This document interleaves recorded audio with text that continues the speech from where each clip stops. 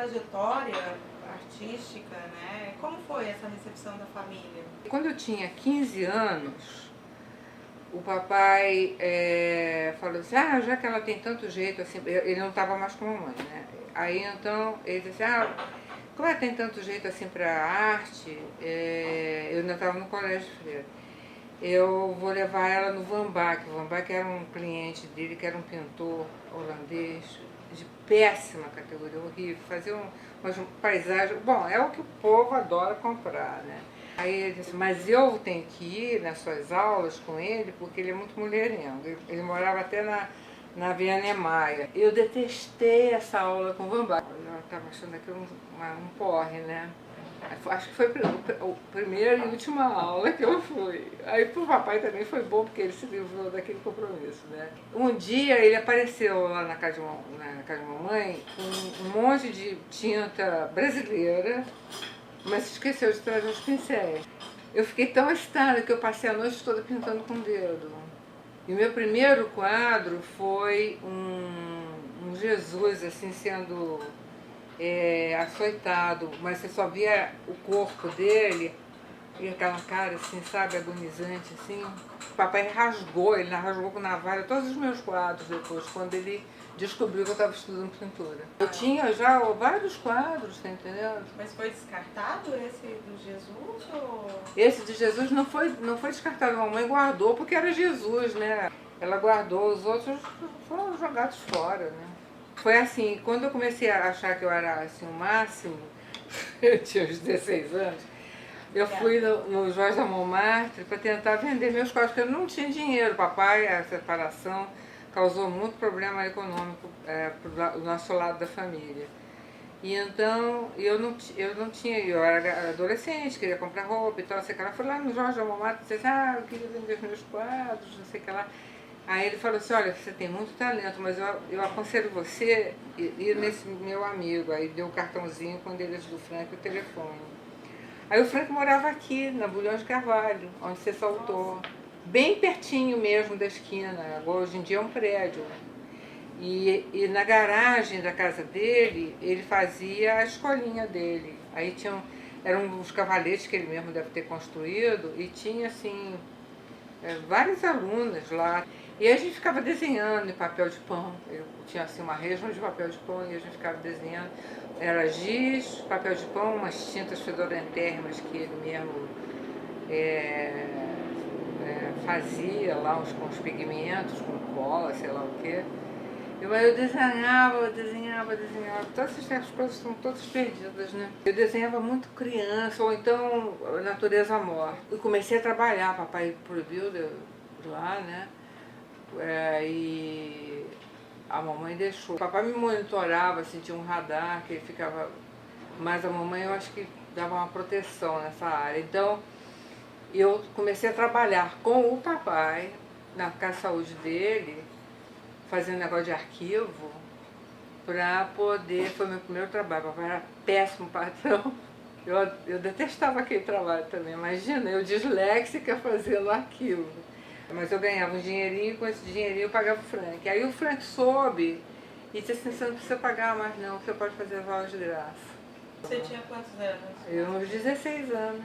Aí eu sei que papai depois ficou sabendo que eu estava sendo aluna do Frank, tanto assim que eu acho que foi... Eu tinha uns 17 anos quando foi a exposição dos 11 do Rio, lá em São Paulo.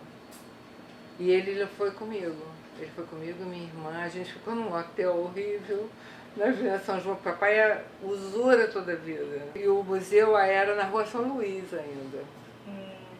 E como se deu esse contato? O Frank, né? Porque foi o Frank, o Bardi. O Frank era uma pessoa enturmada. Ele tinha... Marco Bercovitch era muito amigo dele, o Iberê era muito amigo dele. O Iberê de vez em quando ia lá no ateliê dele.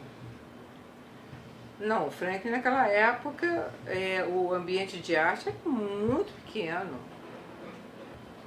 Você lembra quem participou eu me lembro de uma menina chamada Margarida Zobaran, nem sei como eu consegui lembrar do nome dela agora. E depois dos 11 do Rio, você teve contato já com o Iberê? Eu não sei como é que eu acabei no Iberê, só sei que eu estava querendo.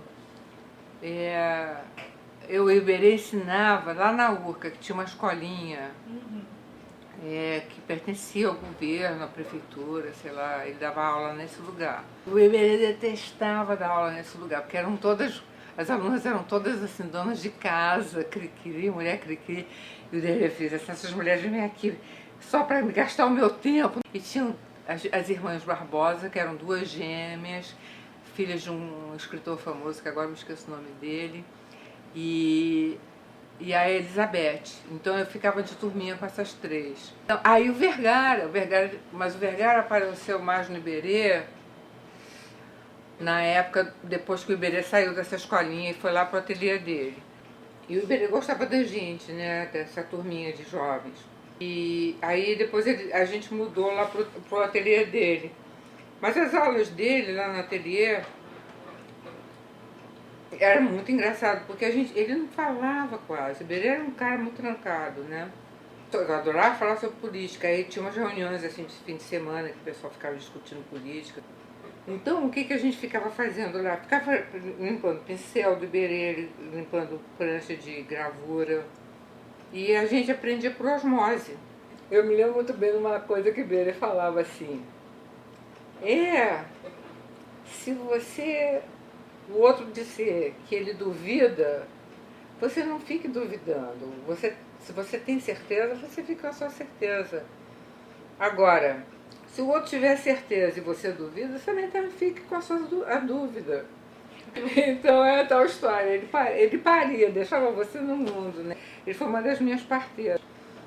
Meu trabalho mudou muito depois que eu fui para lá. Quer dizer, foi uma constelação de fatores, porque naquela época o Vergara estava junto com o Antônio Dias, o Gershman, Roberto Magalhães. Era um grupo, o Clube do Bolinha, como dizia Ana Maria Maiolino. Na mesma época que eu fiz a minha primeira exposição, em 64, eles estavam fazendo a exposição deles também, a primeira. Aí eu olhei para aquilo e eu olhei para o meu trabalho. Meu trabalho é um trabalho ultra adocicado. Até tem uma coisa aqui que eu posso te mostrar. Nossa, eu não tinha a menor comparação, tá entendendo? Aí eu disse assim, meu Deus, o que eu estou fazendo? Não, isso não, até nessa entrevista que Marisa Alves de Lima, que não assinou a entrevista que ela fez comigo, com o nome dela, fez Ana Karina, ela deve ter feito para ganhar dinheiro a minha entrevista, porque ela assinava a entrevista com todo mundo, não comigo não. Eu estava expondo e eu dizendo para ela, não, eu estou sentindo que eu tenho que fazer uma mudança. Foi aí que eu aportei na nova figuração. Eu ia muito na Galeria Relevo, do Jamboguice, que essa turma toda ia, né? E nessa época, em 64, eu já estava na escola de arquitetura. Porque eu fui fazer arquitetura para dar um diploma para o meu pai, porque ele não queria que eu fosse artista, né? Quem trabalhava com o Jean era o filho do Macier, e ele era meu colega na escola. Então a gente ia muito lá, os nossos colegas, tinha os colegas da escola que eram metidinhos a ser assim, conhecer de arte e tal, então a gente ia muito lá na galeria do Jean. E o Jean expunha um pessoal de Paris, teria que colocar no Google para ver o que ele expunha naquela época, que era o pessoal, o Jean que trouxe, de uma certa maneira, a nova figuração para o Brasil. O Iberê mostrava muito o grupo Cobra. Aquilo, evidentemente, fez a minha cabeça olhando aquelas coisas. Então os meus quadros começaram a ter aquele gestual mais impressionista e tal, e foi se acalmando e entrou aí, quer dizer, essa coisa impressionista, ela já tinha uma certa nova figuração, mas foi se acalmando e entraram nos Ecolines, nos Guaches. E eu andei lendo, a minha cultura sobre arte era muito rala, mas eu andei lendo coisas sobre o Da Vinci e descobri aquela frase do Da Vinci, que o Da Vinci diz que para você tentar ver as imagens nos muros, nos velhos muros que se formam no musgo e tal, aí eu comecei a jogar tinta no papel com muita água e ficava aquelas manchas assim. Então eu comecei a pegar as imagens que eu via, era quase como um teste de rochar, né? Eu já tinha mais ou menos na minha cabeça trabalhar em cima desse papel da mulher por causa da minha relação com meu pai, tá entendendo? A relação que eu tinha com esse namorado com quem eu saí de casa depois para morar com ele, que era um cara que nunca me assumiu. Ele dizia, ora me apresentava para as pessoas importantes, ele me apresentava como amiga. Para as pessoas que ele tinha ciúme, no pessoal dos bares de Ipanema, ele falava minha noiva. Então era assim, na casa dos Magalhães Pinto eu era amiga, nos bares de Ipanema eu era noiva. E então eu pirava, porque eu saí de casa por causa que ele me incentivou a sair de casa para morar com ele, né? E eu sofri demais com essa minha saída de casa, que foi uma das primeiras meninas da minha época. Ninguém saía de casa naquela época, as pessoas só caíam de casa para casar. Foi uma total loucura. Olha, uma novela assim, TV Globo, olha, foi uma...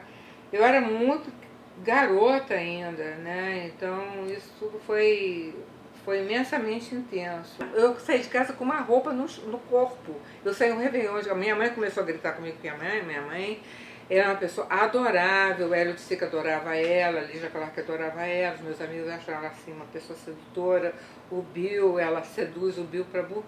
Mas a minha relação com a minha mãe é uma coisa muito complicada. Minha mãe é assim de uma perseguição, né, em cima de mim, ela é super controle, tá entendendo? Então, tudo ela quer decidir por mim. É um negócio, e ela briga, ela falava alto, e aí eu respondia e tal. Aí então, um dia disse assim, eu peguei, eu fui um Réveillon com esse cara, e aí a gente já tinha alugado apartamento e nunca mais voltei para casa. Saí com a roupa de corpo.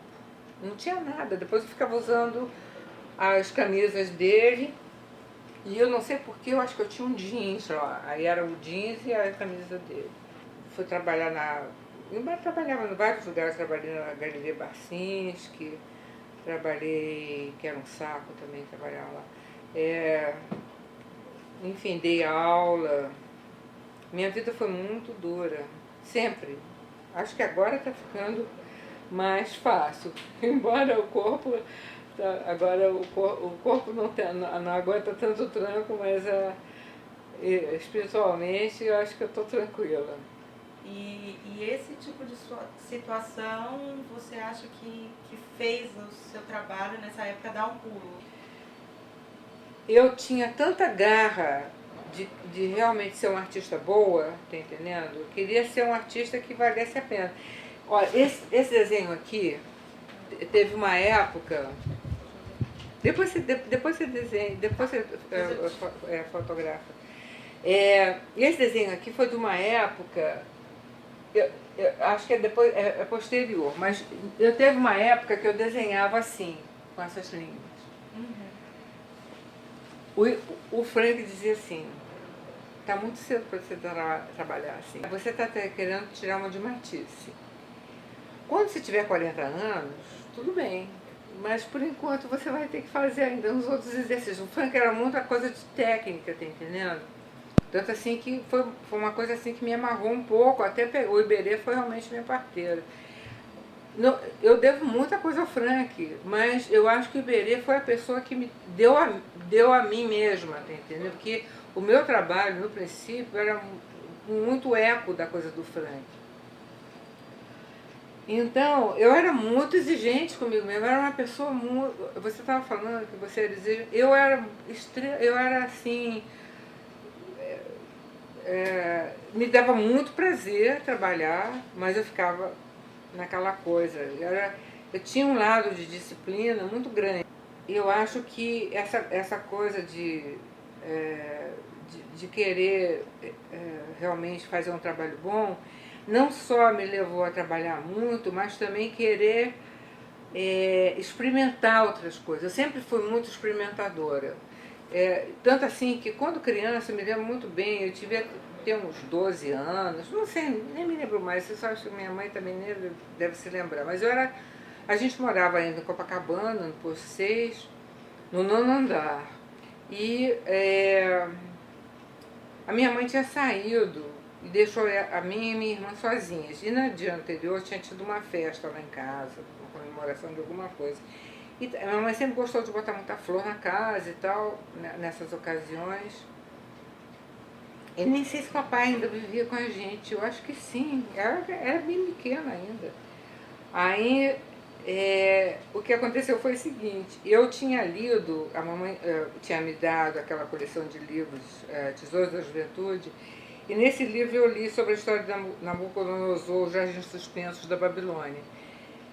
Eu fiquei encantada com aquilo, achei aquilo assim uma coisa mirabolante. Aí então, o que eu fiz? Peguei todas as flores e entre os tacos do assoalho, parquet, né? Eu tirei a cera entre os tacos, eu e minha irmã de ajuda, né? Aí eu enfiei as flores entre os tacos, a casa ficou toda assim, nem um jardim. E quando a minha mãe abriu a porta, nós estávamos regando as flores na sala de jantar. Eu acho que essa foi a minha primeira instalação. Aliás, eu tenho um plano de refazer isso num outro patamar. Quer dizer, essa coisa de experimentar, de descobrir, eu sempre fui muito abelhuda, adorava escutar a conversa dos outros, saber das coisas. Meu tio, o irmão de mamãe, era diplomata, sempre contava muita história. Ele tinha servido na Pérsia, tinha servido na Inglaterra durante a guerra. Então, para mim, quer dizer, era um mundo mágico, né? Essa coisa da certeza, né, de ser artista, por exemplo, quando eu fiz essa primeira exposição na Alpendre, eu vendi tudo praticamente. Eu tenho uma fotografia da galeria cheia de gente, porque eu era mais ou menos a garotinha de Ipanema, eu era a menininha bonitinha que frequentava os bares e tudo. E o pessoal de Ipanema levou gente, o pessoal da escola de arquitetura levou gente, tudo, foi muita gente. Só não foi minha família. Aí eu fiquei tão prosa que eu era tal, que eu resolvi largar a escola. E larguei assim, nunca mais fui na aula.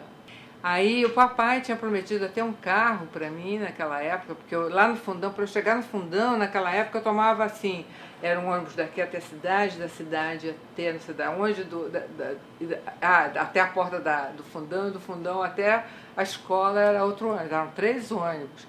Eu tinha que sair às 5 horas da manhã, eu tinha que acordar às 5 horas da manhã para estar na aula às 8 horas. Aí então eu larguei a escola e papai ficou sabendo. Naquela época eu estava trabalhando no IBGE. Eu ainda trabalhava de tarde, eu trabalhava no IBGE. A matemática sempre me perseguiu. Eu acabei dando aula de matemática. Eu até acabei gostando, mas eu dislexia com negócio de número, já viu, não era um casamento ideal, né? Então, mas eu dava aula de geometria, na verdade. Até para uma menina que era também colega lá do Frank Schaeffer. Que essa garota foi uma pessoa que até teve um papel interessante na minha vida, porque o pai dela trabalhava no Cruzeiro e ele conhecia Esclia, Djanira, e foi até a Djanira me comprou um quadro, Esclia me comprou um quadro nessa época. Me lembro muito bem do quadro que eu vendi para a Djanira, eu gostava daquele quadro. Eu estava imitando mais ou menos um pouco a Primavera do Botticelli. Aí então era uma cabeça assim, cheia de flores e tal. Era o meu retrato, assim, cheio de flores e tal. E o quadro que eu vendi para os Clear, não me lembro, acho que era uma criança. Quando eu larguei a escola, o papai disse assim, não tem mais carro, agora você se vira. E ele passou raramente a falar comigo. Aí, quando eu saí de casa, então, nunca mais, né? Eu deixei de falar com meu pai durante 7 anos. E a minha mãe também, fiquei muito tempo sem falar com ela, muito tempo mesmo.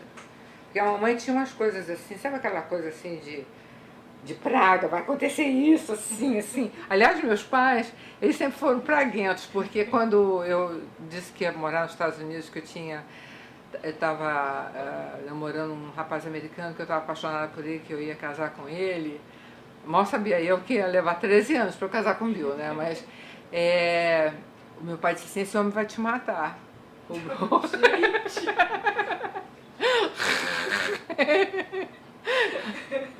Aí, não, as pessoas diziam as coisas piores, Gente, você pode que imaginar. horror. Eu sempre remei contra a maré. Foi sempre uma maré assim, altas ondas. A minha família é assim, ímpar.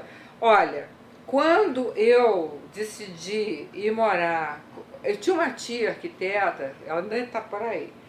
Ela era ex-mulher do irmão de mamãe, tal diplomata. E ela morava em São Paulo. Ela foi uma pessoa que me deu uma certa força e tal, até na primeira exposição da Galeria Alpendre, ela tirou umas fotos minhas, eu estava querendo conhecer o Augusto Rodrigues, foi até que escreveu ele e o...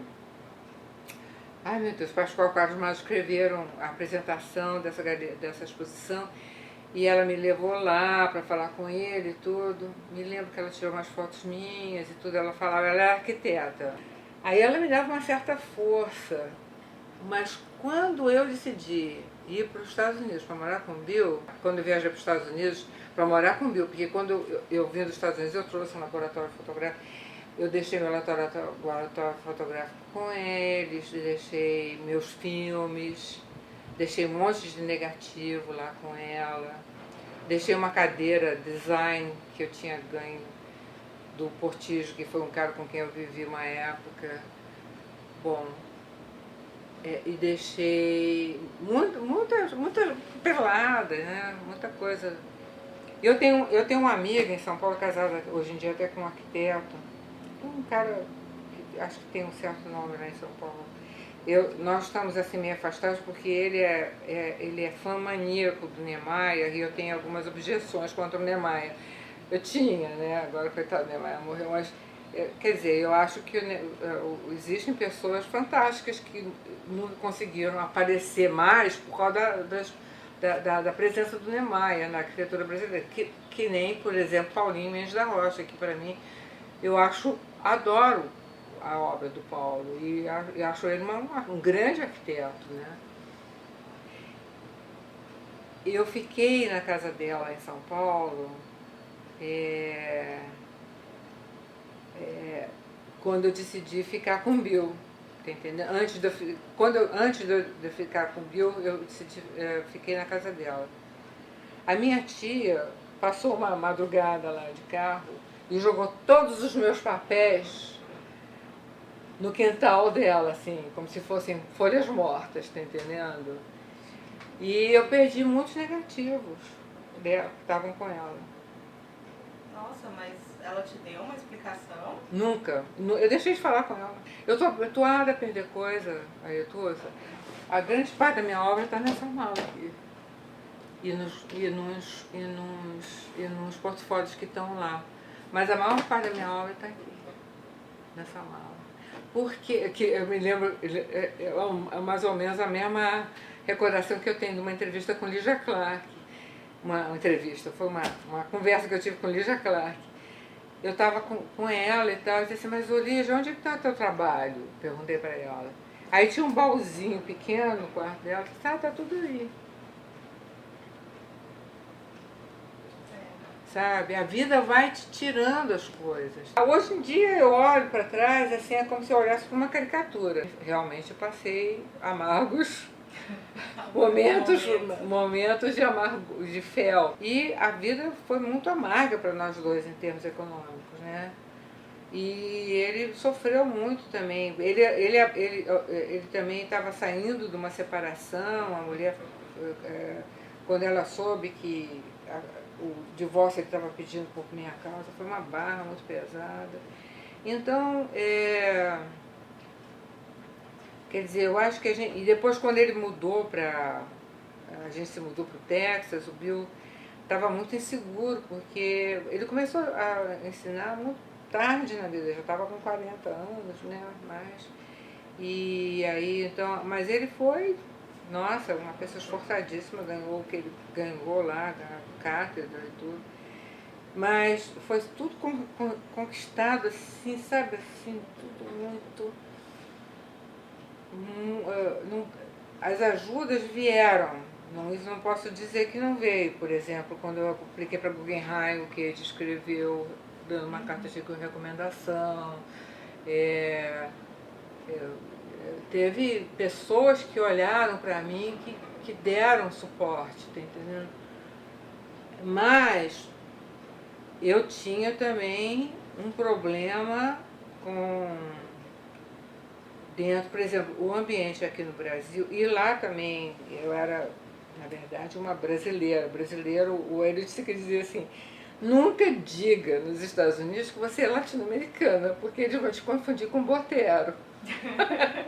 A arte latino-americana só começou a aparecer nos Estados Unidos depois de 1983, 84. Isso foi... Olha, essa revista Flu que eu editei foi a primeira publicação sobre arte experimental latino-americana nos Estados Unidos. As pessoas acham que eu estou contando lorota, mas não é verdade. O Hélio de Sica também não era uma pessoa muito... O Hélio era conhecido e respeitado por pessoas que sabiam o que é arte. Por exemplo, Kenneth McShine, a Dory Ashton, foi inclusive ele que me apresentou a todos eles, a Kenneth, a Lucy Lippert, tá entendendo? Foi o Hélio que me apresentou essa gente. Eu dei o nome do Sil, dei o nome do Paulo Bruschi, acho que dei o nome de Ana Maria Maiolino também, dei, com certeza, Paulo Bruschi, Roberto Evangelista, esses nomes com certeza eu dei para o Guggenheim. E o Cildo e o Paulo Bruschi ganharam, né? O Paulo Bruschi até ganhou antes do Cildo, o Cildo ganhou depois.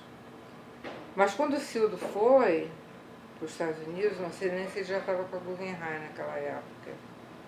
Aí ele apareceu lá em casa com Vilares, com Luiz Vilares. Eu tirei até umas fotos dele, era muito bonitinho o Cildo. E aí a gente ficou assim meio amigo, eu já estava morando com o Bill, né? E aí ele ficou meu amigo, aí começou a ir nas exposições que eu fazia. Eu acho que ele ficou assim mais interessado no Bill, tá entendendo? Mas ele sempre me tratou bem, mas eu acho que ele... Eu não sei, sinceramente, eu acho que existe assim uma coisa ainda meio machista, apesar das mulheres terem feito um trabalho fantástico dentro da arte brasileira, que eu acho que as mulheres fizeram realmente, gente muito boa, nossa, tanto aqui como em São Paulo, mas existe uma tonalidade machista dentro da arte brasileira. Eu acho que, sabe, uma coisa assim de tentar segurar assim, a coisa do mercado, do melhor posição, sabe? Tem... Eu ainda sinto isso, sinceramente. Mas isso hoje ainda? Ou eu acho que vem, a coisa vem sendo desgastada daquela época para cá. Mas tá muito melhor hoje em dia, né? Mas eu acho que quer dizer, existe a possibilidade assim, de umas pessoas, sabe, terem assim, uma presença grande, como por exemplo a Anabela Geiger, agora a Ana Maria conseguiu finalmente. Mas eu acho que é uma batalha meia dura. A não ser que tenha assim umas... Não sei, aí eu não sei quais são a relação das pessoas, como é que é a transa. Eu vejo assim, por exemplo, exposições em que a maior parte é homem, coletivas, a maior parte é homem. Tem 2 ou 3 mulheres e o resto é tudo homem. Não sei, pode ser que eu esteja enganada, pode ser que eu esteja ainda sob os vapores ainda do passado, mas isso você sentia muito forte. Não. Naquela época era barra pesada, mas era uma coisa assim, principal. E a Lígia Clark uma vez me falou, disse, olha, mulher inteligente sempre fica sozinha, homem não gosta de mulher inteligente. O homem tem medo de mulher inteligente. E olha, mesmo americano, que é essa coisa assim, que é mais companheiro em determinados aspectos, eu chamo o Bill de talibã, porque ele é ultra controlador. Quer dizer, eu consigo voar porque a minha cabeça ninguém segura. Mas... E nos Estados Unidos, você sentiu isso também? Eu senti outra coisa nos Estados Unidos, eu senti uma coisa muito interessante. Aqui no Brasil, como eu era uma mulher livre, os namorados que eu tive, eu estava sempre em busca do amor ideal. Então era tudo sempre aquela... Me apaixonava, ficava, me interessava por um cara, tentava, né? E nada acontecia. Eu jogava, na verdade, eu estava sendo usada, né? Uma débil mental que estava sendo usada, mas pode ser até que uns e outros realmente gostaram de mim, mas acontece que eu também, como era uma pessoa tímida, eu também não me colocava muito, né? Então, mas eu tinha muitos amigos homens, não eram só gays, tá entendendo? Mas eu gostava de conversar com homem como amigo, tá? Porque eu achava que a cabeça do homem tinha uma outra maneira de perceber a vida, não sei. Aí então, porque geralmente naquela época, mulher se juntava, eu tinha umas 2 ou 3 amigas que eram pessoas muito interessantes, até inteligentes e tudo. Mas as mulheres se juntavam para falar sobre homem, falar o problema que estava, que o namorado, que não sei o que lá, que largou, não sei o que, e ficava naquela psicanálise de grupo, né? E com o homem o papo era diferente, era um papo mais objetivo, você conversava sobre livro. Eu não me recordo de conversar sobre livro com mulher naquela época. Não era uma conversa sobre, vamos conversar sobre teatro de Chardin. Não, eu aprendi sobre teatro de Chardin com um amigo meu, que realmente, foi um amigo, nunca foi namorado meu, que hoje em dia até é o embaixador. Mas é uma pessoa muito inteligente, eu curtia a cabeça dele. Então eu tinha vários amigos homens, que não era nada além daquilo. Nos Estados Unidos, eu tentei fazer amigos homens, mas nos Estados Unidos americanos é muito difícil ele aceitar esse papel. Ele olha para a mulher e diz assim, se ela está olhando para você é porque tem algum interesse. Eu senti isso. Aí eu falei com uma americana conhecida minha, que conhece o Brasil, já esteve no Brasil, e ela falou, não, você tem razão, é isso mesmo. Aliás, os Estados Unidos é bem compartimentado, né? Tudo é compartimentado lá. Isso nessas relações de arte também, exposições? Olha, nos Estados Unidos, eu estou bagunçando as tuas perguntas. Não tem problema, eu também. Nos Estados Unidos, em Nova York, quer dizer, como eu tinha vivido lá em Nova York antes, eu sempre senti muito independente. Em Nova York eu tomava aquele metrô e ia para onde eu queria, né? E o Bill, naquela época, não me controlava tanto, não. Mas eu também não controlava o Bill. Ele desaparecia. O Bill tinha uma tendência a sair pela porta e não dizer para onde ia. Eu ficava numa aflição. Mas então, eu trabalhava de vez em quando também, fazia uns freelances. Mas depois que eu fui para o Texas, eu fiquei muito prisioneira dele, dependendo do carro, da carona dele. Porque no Texas tudo era feito através do carro, né? Então, me reporta a pergunta mesmo que você estava fazendo. Que se nos Estados Unidos até, se você sentia esse certo clube do Bolinha mesmo? Não, é isso que eu queria dizer. Não, na universidade, quando nós chegamos em Austin, Texas, a universidade devia ter uns quase 45 a 48 professores no departamento de arte. Apenas 8 eram mulheres. E eu, inclusive, até fiz concurso para até a cátedra que o Bill inventou, né, a transmídia, e eram 70 e tantos candidatos. Eu ganhei o 3º lugar. Só que o primeiro e o segundo podiam fazer uma defesa oral, e o 3º lugar não. O 3º lugar era prêmio de consolação, né? Então eu nunca entrei, a universidade me tratou mal para burro. Olha, o que eu sofri por causa daquela universidade, eu tanto sofri que eu fui fazer psicanálise por causa disso. Voltei a fazer psicanálise porque foi uma barra muito grande. Eu ia nas exposições com o Bill, as exposições dos alunos, dos professores, eu era tratada que nem uma janela ou uma porta. As pessoas não falavam comigo. Eu era mulher do cafezinho quando os alunos vinham em casa. Mas foi um horror.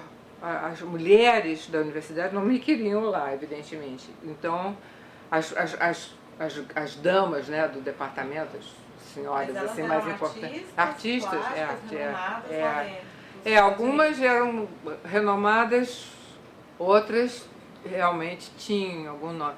Aliás, a que é renomada, que chegou na universidade muito mais tarde, no final dos 90, que é uma artista figurativista, a Melissa Miller, é a única mulher que ficou minha amiga. Você precisa ver o que as pessoas dizem sobre o Brasil. Quando nós estávamos para vir agora, aliás, mudou muito o tratamento depois do Lula, né? Mas até o Lula participou lá de um programa importante de televisão, de entrevista. Mas o cara é não gosto dele, mas ele entrevista gente muito interessante. Entrevistou o Caetano, entrevistou o Lula, de brasileiro. E ele... Mas depois dele, o Brasil entrou no palco, né? E aí, então, algumas pessoas... porque teve um cara que veio para o Brasil e que ele disse assim... Eu não estava contando com tudo aquilo. Eu não estava esperando tudo aquilo. Ele veio para uma Bienal. Eu não estava contando com aquilo tudo.